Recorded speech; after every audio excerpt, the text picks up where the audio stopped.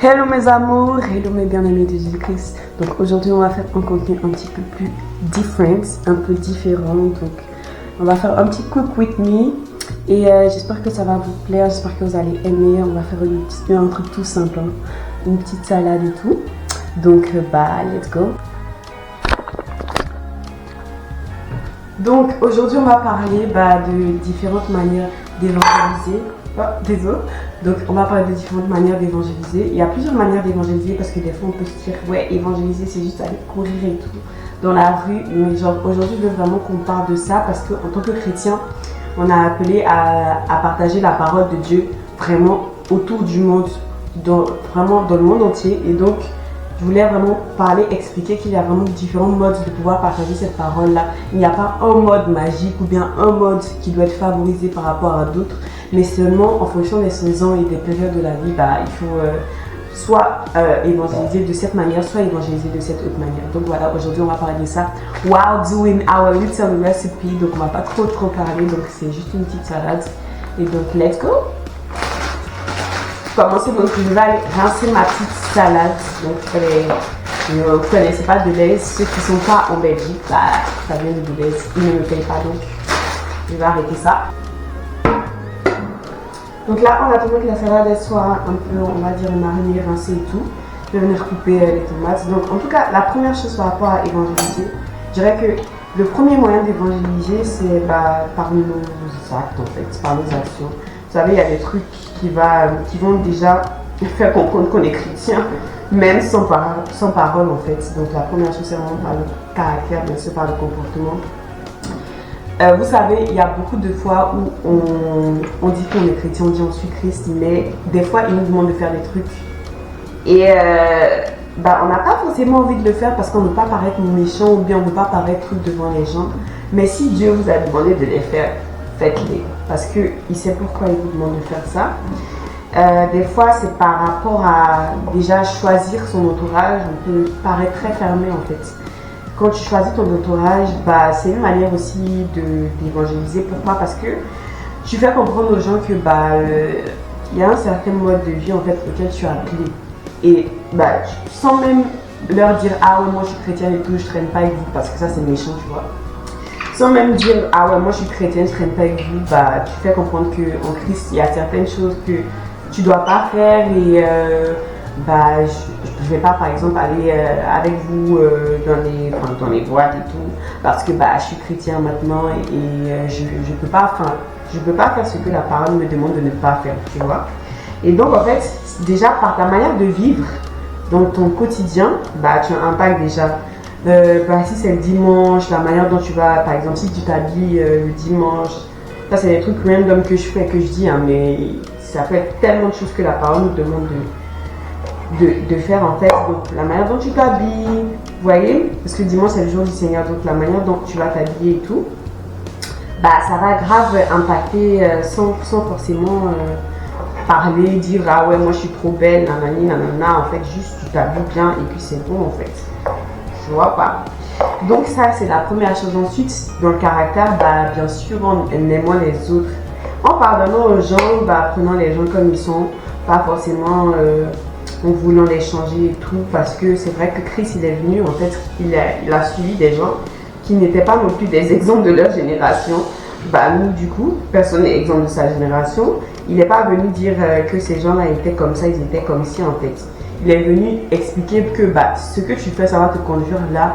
Et moi, je t'aime assez pour te dire ça. Maintenant, c'est à toi de faire le choix de me suivre ou pas en fait. Genre, je ne vais pas t'obliger à me suivre, vous voyez ou pas. Donc, c'est vraiment dans le caractère. Il a dit les vérités de Christ, mais il a été aussi beaucoup amour, il était beaucoup patient. Il s'est tué alors qu'il y a plein de fois où il pouvait parler, il y a plein de fois où il pouvait dire des trucs et tout. Parce que les gens, vraiment, il faisait tout pour l'emprisonner, il faisait tout pour le mettre en prison, il faisait tout pour le tuer en fait. Il faisait tout pour le tuer, mais Christ s'est tué, il n'a rien dit. Quand Pilate l'a appelé et tout, il a dit quoi? Il s'est tué, alors que c'était le moment où il allait crucifier. Donc c'est ça, mes amours, par le comportement et tout, vraiment ça c'est le plus important. Évangéliser d'abord par plus ce qu'on fait que ce qu'on dit en fait. Les gens ils vont pas forcément avoir le temps d'écouter tout ce qu'on dit, tout nos blabla et tout. Mais par contre, ils auront le temps de nous voir, ils auront le temps de voir nos actions, ils auront le temps de voir nos habitudes. Et juste par ça, ça change toute une vie, ça change, en fait ça impacte vraiment les gens. Donc vraiment c'est la première manière d'évangéliser. Là du coup je vais mettre toutes les tomates que j'ai coupées, je pense que c'est assez, dans une petite assiette et enlever la salade qui a été mise dans l'eau pour la rincer.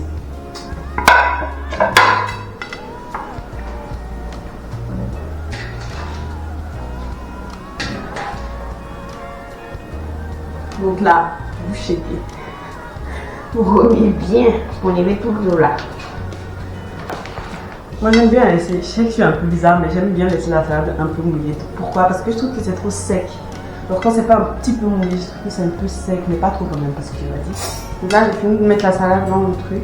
Donc ce que je vous disais, c'était ça la première manière, la manière d'évangéliser. Ensuite, la deuxième manière, je dirais vraiment l'évangile en parlant, c'est-à-dire aller dans les métros et tout, prêcher la parole en fait, parce que beaucoup de gens ont besoin d'entendre la parole. Vous savez, venir parler aux gens de la parole, des fois, ça peut vraiment sauver leur vie en fait, parce que il y a des gens qui se sont éloignés de Dieu, ils ont juste besoin d'un petit rappel pour pouvoir se dire ah ouais et tout, genre là il faut que je reparte dans les mains du Seigneur. Et donc en fait c'est ça le plus important, se rappeler que Dieu il est là pour toi en fait. Et des fois vous avez besoin d'être ce moyen là que Dieu utilise. Dieu a besoin de vous en fait. Je rajoute des tomates parce qu'au final c'était pas assez. Donc Dieu a, normalement je vais des gants, comme c'est la salade ça va pas. Donc Dieu a besoin de vous utiliser pour rappeler ces gens là en fait vers lui. Et c'est vraiment important. Je sais que ça fait peur et tout, évangéliser dans les métros, ça fait peur hein, parce que tu dis et tout, ah ouais les gens vont venir voir et tout, ils vont se dire, ah ouais moi je suis grave bizarre ou bien ils vont venir m'arrêter et tout, ma chérie. Si tout ça devait t'arriver, même avant que tu fasses ça, ça allait arriver en fait. Tu n'allais pas pouvoir empêcher ça de se produire, donc enjoy and do what's best. Donc là je vais venir rajouter les filets de poulet qui sont pas trop mauvais. Donc c'est des filets de dinde, donc ça va encore, je les ai achetés hier. Dans la salade, je sais pas si vous en mettez, je sais pas ce que vous mettez comme volaille, bien vous mettez genre juste du saumon et tout dans la salade, mais genre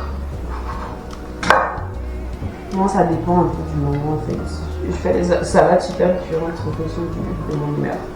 Donc voilà en fait, évangéliser par la parole, faut pas qu'on oublie de le faire parce que c'est complémentaire avec le comportement. Oui, des fois on peut dire oui, mais moi déjà, j'ai pas besoin de dire que je suis chrétien et que on voit seulement dans mon caractère, mais Dieu a dit faites des nations des disciples. Pour faire un disciple, tu dois lui montrer comment on est un soldat et aussi tu dois lui parler. C'est comme le leader d'une équipe. Il montre par ses actions comment on tire la balle pour faire entrer le ballon dans le poteau. Mais il va aussi parler à son équipe et encourager son équipe en fait. Donc c'est ça.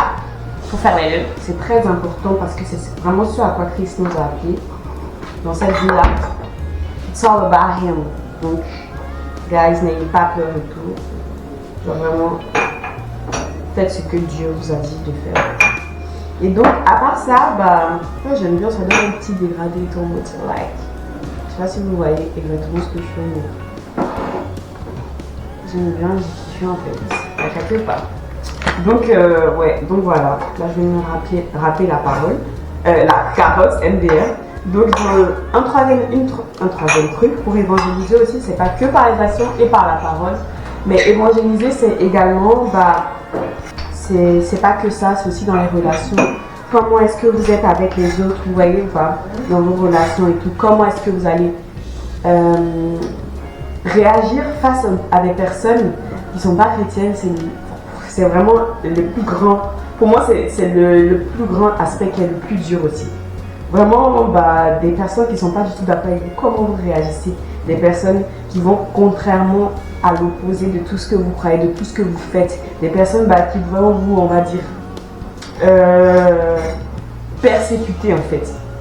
ça c'est le summum de la difficulté dans l'évangélisation parce que bah, c'est le diable qui va toujours essayer de contredire tout ce que vous faites, tout ce que vous dites, tout est faux en fait. Et parce qu'il sait en vérité que tout est vrai, donc ça le combat, donc il faut qu'il vous combatte. Donc voilà, vous voyez ou pas. Donc ça c'est vraiment l'aspect le plus difficile, mais à part ça vraiment, n'oublions pas qu'on fait ça par amour pour Christ. Parce que si on faisait ça juste parce que on nous a dit, c'est normal qu'on n'allait pas avoir la force de le faire. Mais comme j'ai dit, il faut vraiment que ce soit parce que je dis waouh, j'aime Jésus et je veux le servir en fait. Et je veux qu'il soit fier de moi. Pas qu'il y a assez de carottes en fait. Je ne sais pas si je vais rajouter de la carotte en fait. Je pense que je vais laisser parce qu'il y a déjà la carotte. Donc voilà, en fait, c'est parce que j'aime Jésus et c'est parce que je veux qu'il soit fier de moi. C'est pour ça, la première raison, ça doit être toujours ça. Ça doit être toujours notre première motivation. Là, il va aller chercher le maïs et faire bouillir les œufs. Donc voilà. C'est en tout ça que j'avais à vous dire, mes amours. Moi, je vais juste rajouter le maïs. Après ça, il n'y a rien de ouf, il n'y a rien de spécial. Bon, voilà, là, je rajoute du coup le maïs.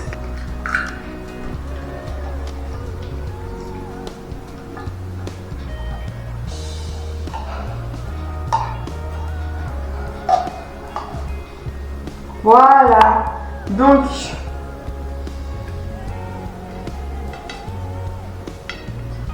voilà le petit résultat de notre salade. Je ne sais pas si vous voyez très bien à la caméra.